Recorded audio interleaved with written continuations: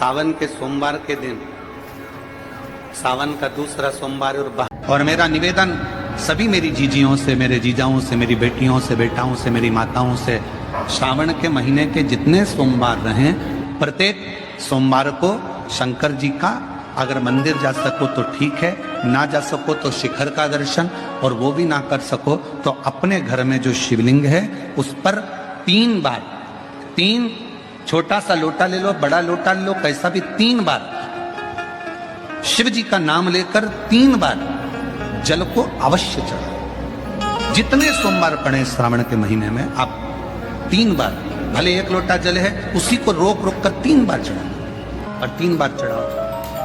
जैसे शिव मंदिर में 3 ताली का नियम है, सावन महीने में 3 लोटा अर्थात 2 लोटा जल पर रुककर 3 बार अगर जल चढ़ाया जाता है तो ब्रह्मा, विष्णु और महेश उस जल को स्वीकार कर कर तेरे घर का भंडार भर देते।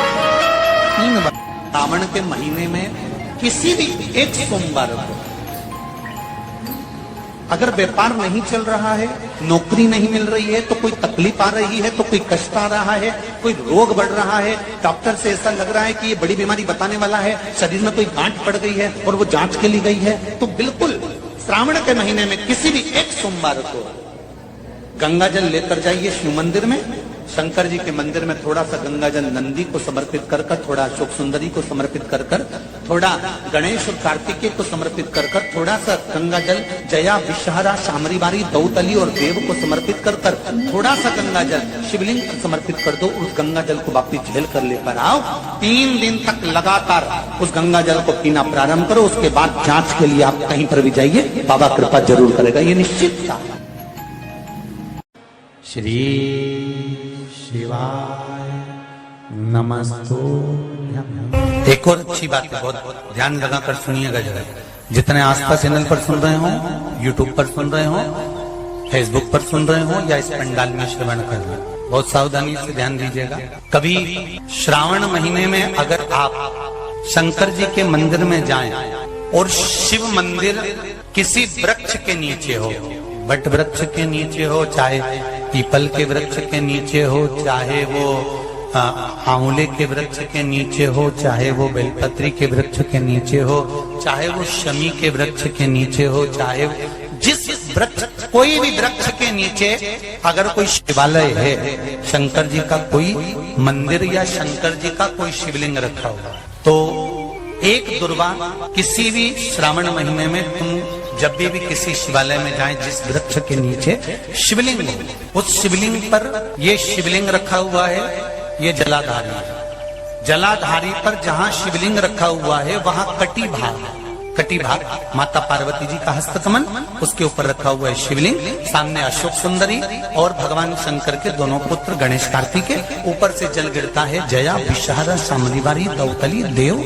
ये भगवान शंकर की 5 बेटियां। तो जो कटी भाग, इस कटी भाग पर अगर मात्र एक दुर्वा समर्पित कर कर, जिसकी किडनी या लीवर डैमेज हो रहा हो, काम नहीं कर रहा हो, या किडनी लीवर में कोई तकलीफ हो रही हो, या डायलिसिस चल रहा हो, तो मात्र एक दुर्वा उस कटी भाग पर श्रावण महीने में समर्पित कर कर, उस दुर्वा के 7 टुकड़े कर कर 7 दिन प्रतिदिन सुबह के समय पर उसको चबाकर खा लेने पर या निगल जाने पर धीरे धीरे धीरे धीरे डायलिसिस बंद होने लगता है और किडनी लीवर अपना काम करना प्रारंभ कर देते हैं। एक दुर्वा, कितनी दुर्वा? एक दुर्वा, मात्र एक दुर्वा। शंकर भगवान पर चढ़े हुए जल जब नीचे की ओर आता है, जिस जगह पर जल गिरता है उस जगह पर मात्र एक दुर्वा अपनी कामना कर कर इस शरीर के सुख के लिए शंकर भगवान के जल गिरने वाले स्थान के पास में अवधूतेश्वर महादेव के नाम से रख दी जाती है, तो जिंदगी में कभी बड़ी बीमारी नहीं आती। उसी तरह इससे रोग को समाप्त करने के लिए दुर्वा का प्रयोग किया गया। आप लोगों ने पूर्व में जो शिव महापुराण की कथा कुबेरेश्वर बाबा की धरा से करी थी, वो आप लोगों को ध्यान में होगा। दुर्वा कैसे उत्पन्न हुई थी, दुर्वा का महत्व क्या है, कितनी दुर्वा चढ़ाना चाहिए, कैसी दुर्वा चढ़ाना चाहिए, दुर्वा की उत्पत्ति कहां से हुई है, दुर्वा तोड़ने के बाद पानी में डालने के बाद फिर हरी हो जाती है, इसका क्या कारण है, दुर्वा गणेश जी को क्यों चढ़ाई जाती है, शंकर जी को दुर्वा किस स्थान पर चढ़ाई जाती है, ये सारी कथा आपको पूर्व में इसी कुबेरेश्वर बाबा के पावन धरा से सुना चुके हैं, जो टीवी पर डली हुई है। कभी आपने नहीं सुनी हो तो यूट्यूब पर से दुर्वासा महापुराण की कथा आप निकाल कर उसको श्रवण कर सकते। उसमें वर्णन किया है कि इस दुर्वा का महत्व क्या है, दुर्वा का क्या। मात्र एक दुर्वा शिवलिंग पर चढ़े हुए जल जहां से नीचे की ओर गिरता है, उस जगह पर मात्र अपने शरीर की कामना करते हुए भगवान से रोग मुक्ति के लिए एक दुर्वा अगर समर्पित कर दी जाए तो कोई बड़ी बीमारी जिंदगी में आ ही नहीं सकती, ग्रहण ही नहीं पा, मतलब ग्रसित नहीं कर सकती। कथा का विराम होने जा रहा है। श्रावण का पहला दिन, वैसे तो अभी आप गुरु पूर्णिमा की कथा सुनेंगे तो उसमें हम वर्णन करेंगे इस चीज का। श्रावण का पहला दिन और श्रावण का समापन का दिन,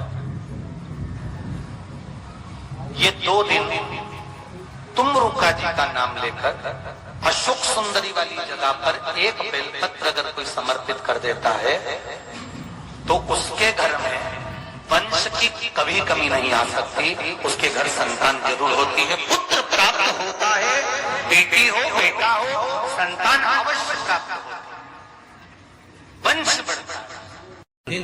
एक बेलपत्र शिव को अपनी मनोकामना कर कर रोग धोग बीमारी तकलीफ कष्ट दूर करने के लिए शंकर के शिवलिंग पर अगर बन सके तो मंदिर में, आप लोग तो यहाँ हैं तो देवाधिदेव महादेव कंकर शंकर को चढ़ाओ, और अगर बेलपत्र नहीं हो तो बेलपत्र जो चढ़ी हुई हो उसी को धोकर वापिस चढ़ाओ। वापिस और सावन का महीना है, दिल से बाबा को रिझाओ।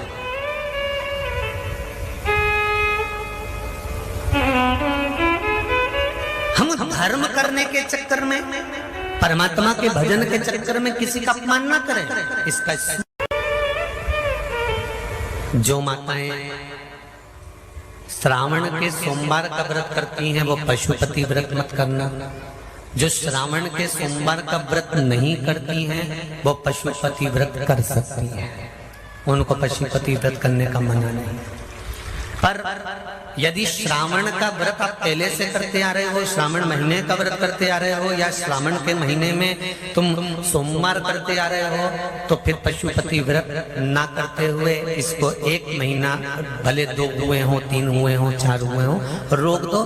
फिर अगला जब श्रावण पूर्ण हो जाए फिर जो सोमवार आए फिर चालू कर दो। पर अगर श्रावण का व्रत करते हो तो, और अगर श्रावण का व्रत नहीं करते हो तो पशुपति व्रत चालू है, मना नहीं। श्रावण के महीने में जल चढ़ाने के पात्र 2 कर लो। कितने पात्र कर लो? जम के बोलो जरा। 2 पात्र कर लो, भले 2 हाथ में लेकर मत जाओ, एक के ऊपर एक कलश लेकर जाओ। उसका कारण क्या है? शंकर भगवान ने मां पार्वती के सम्मुख में गंगा का आवाहन करा था, तो गंगा जी ने आकर पूछा था, स्वामी जब पार्वती आपके नजदीक में विराजमान है तो मुझे बुलाने का कारण क्या है? भगवान शंकर कहते हैं, श्रावण का महीना प्रारंभ हो रहा है, जब मेरे ऊपर सृष्टि का भार आएगा तो मुझे गंगा और पार्वती दोनों की जरूरत पड़ेगी। जब घर में विवाह आता है, शादी आती है, कोई फंक्शन आता है, कोई मेहमान आते हैं तो थोड़ी ड्यूटी बढ़ जाती है। रोज 8 बजे उठते हो, पर शादी रहती है तो कितने बजे उठना पड़ता है? सुबह 6 बजे 7। यहाँ पर भी आप रोज अपने घर पर उठते होगे 8 बजे तक 7 बजे तक, पर यहाँ तो तुम जब सो रहे होगे तो सवेरे कब हो जाती है और रात कब हो जाती है तुम्हें नहीं मालूम पड़ता होगा कि कब रात हो गई कब सुबह हो गई। लोग ढोलक पीते पीते पीते पीते 11, 12, 1 और तुम्हारी लग गई झपकी और बज गई 3:30, सब लग गए लाइन में नहाने और तुम भी भगी जल्दी से नहाने। अब नहाने भी कहाँ जाएं, तो माता इतनी चतुर, उन्होंने कहा बरसती हो रही है जल की। भगवान भी सोच समझ के पानी गिराता था, 3 बजे से गिराना चालू करता था 6 बजे तक। उस बीच में भगवान को भी मालूम है मिश्रा जी कहाँ से नल लाएगा, इसलिए उन्होंने चारों तरफ से पानी गिराया और तो नहाना के अंदर। बोलो सही है कि गलत है?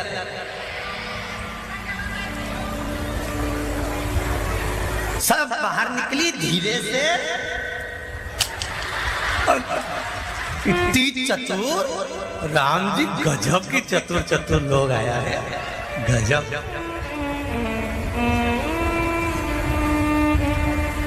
पर एक बात कहूंगा, दिल लेकर आए हो, मेरा महादेव भी तुमको दिल से लुटाएगा, ये पक्का है।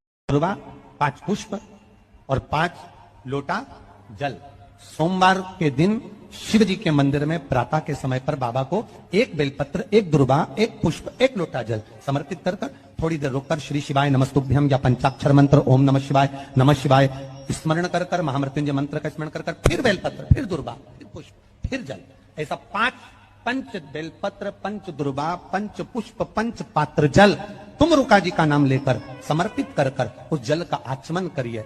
5 सोमवार या 7 सोमवार करिए, बाबा गर्भ अवश्य ठहराएगा और संतान अवश्य हो। तुम रुका जी के नाम का स्मरण ही जीव का आनंद दे जाता है। बोल तुम रुकेश्वर महादेव की, नंदीश्वर महादेव की। शिव के नाम का उच्चारण हमारे जीवन का सुख दे जाता है। श्रावण का पहला सोमवार होता है शिव तत्व का, श्रावण का दूसरा सोमवार होता है देवी तत्व का, मां दुर्गा, मां भवानी।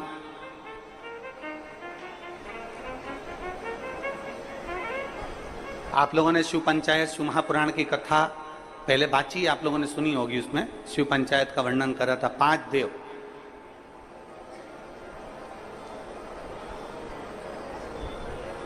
शंकर भगवान, स्वयं पंचदेव में प्रथमता प्राप्त कर बैठते। मां दुर्गा, भगवान नारायण शिव पंचायत में, भगवान भास्कर देव और स्वयं भगवान शिव के सुंदर आनंद धारण करने वाले श्री गणेश पंच।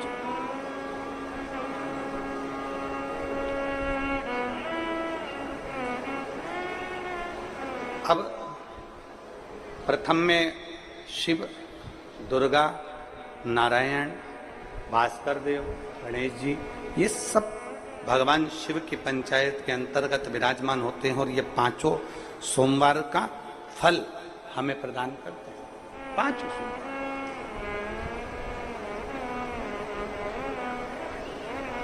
एक सोमवार की महत्वता है, एक सोमवार का क्रम है। कई माताएं उस क्रम को धारण भी करती हैं, ऐसा नहीं कि कई माताएं नहीं करती हैं, सबका अपना अपना नियम होता है। कोई शिव मंदिर में जाता है तो 1 अक्षत, 1 चावल का दाना शिव जी को समर्पित करता है, कोई मंदिर जाता है तो 1 पुष्प शिव जी को समर्पित करता है, कोई मंदिर जाता है तो 1 बेलपत्र शिव जी को समर्पित करता है, कोई मंदिर जाता है तो जल समर्पित करता है। सबका अपना अपना भाव है, जैसे तुम शिव को मना सकते हो। जैसे आप भगवान शंकर को नहीं जा सकते। और मेरा निवेदन सभी मेरी जीजियों से, मेरे जीजाओं से, मेरी बेटियों से, बेटाओं से, मेरी माताओं से, श्रावण के महीने के जितने सोमवार रहें, प्रत्येक सोमवार को शंकर जी का अगर मंदिर जा सको तो ठीक है, ना जा सको तो शिखर का दर्शन, और वो भी ना कर सको तो अपने घर में जो शिवलिंग है उस पर 3 बार, 3 छोटा सा लोटा ले लो, बड़ा लोटा ले लो, कैसा भी 3 बार शिव जी का नाम लेकर 3 बार जल को अवश्य चढ़ाओ। जितने सोमवार पड़े श्रावण के महीने में आप 3 बार, भले 1 लोटा जल है उसी को रोक रोक कर 3 बार चढ़ाओ, और 3 बार चढ़ाओ। जैसे शिव मंदिर में 3 ताली का नियम है, सावन महीने में 3 लोटा अर्थात 2 लोटा जल पर रुककर 3 बार अगर जल चढ़ाया जाता है तो ब्रह्मा, विष्णु और महेश उस जल को स्वीकार कर कर तेरे घर का भंडार भर देते। 3 बार जल। गंगा जल का प्रयोग एक तो पितरों के लिए, दूसरा श्रावण के महीने में किसी भी एक सोमवार को अगर व्यापार नहीं चल रहा है, नौकरी नहीं मिल रही है, तो कोई तकलीफ आ रही है, तो कोई कष्ट आ रहा है, कोई रोग बढ़ रहा है, डॉक्टर से ऐसा लग रहा है कि ये बड़ी बीमारी बताने वाला है, शरीर में कोई गांठ पड़ गई है और वो जांच के लिए गई है, तो बिल्कुल श्रावण के महीने में किसी भी एक सोमवार को गंगा जल लेकर जाइए शिव मंदिर में। शंकर जी के मंदिर में थोड़ा सा गंगा जल नंदी को समर्पित कर कर, थोड़ा अशोक सुंदरी को समर्पित कर कर, थोड़ा गणेश और कार्तिकेय को समर्पित कर कर, थोड़ा सा गंगा जल जया, विषहरा, शामरीबारी, दौतली और देव को समर्पित कर कर, थोड़ा सा गंगा जल शिवलिंग पर समर्पित कर दो। उस गंगा जल को वापिस झेल कर लेकर आओ। 3 दिन तक लगातार उस गंगा जल को पीना प्रारंभ करो। उसके बाद जांच के लिए आप कहीं पर भी जाइए, बाबा कृपा जरूर करेगा, ये निश्चित का।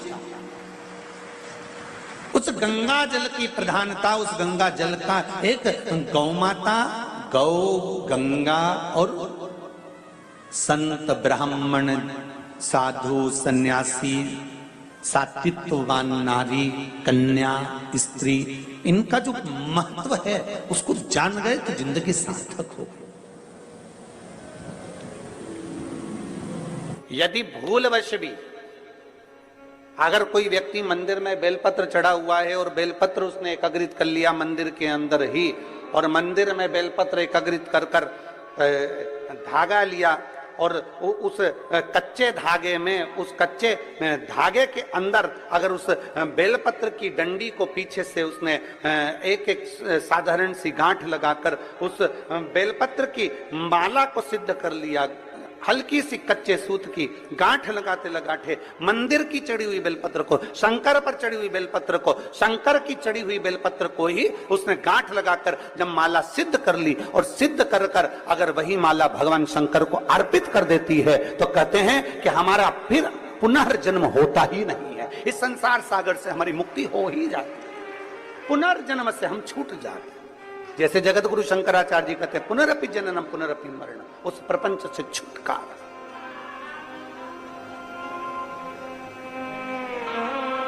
अब कई लोग ऐसे होते हैं कि वो पत्ती में छेद कर देते हैं, नहीं।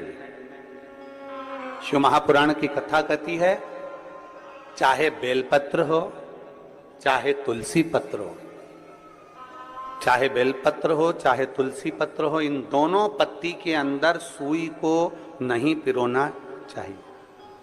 बेलपत्र के अंदर भी सुई को नहीं डाला जाता और तुलसी पत्र के अंदर भी सुई को नहीं डाला जाता, दोनों पत्र में। हाँ, कच्चे धागे से आप उसमें डंडी में गांठ लगाकर भगवान शंकर को माला धारण कर सकते हो, पर कौन सी बेलपत्र? फिर से बोलो जरा जम के, कौन सी बेलपत्र? जम के आवाज आना चाहिए।